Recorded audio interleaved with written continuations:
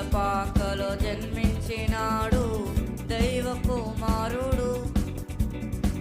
పాపము నుండి రక్షించుటకు భూమికి దిగి వచ్చెను. పశువుల పాకలో జన్మించినాడు దైవ కుమారుడు. పాపము నుండి రక్షించుటకు భూమికి దిగి వచ్చెను. Happy Christmas, merry Christmas, happy Christmas. మనం కలిసి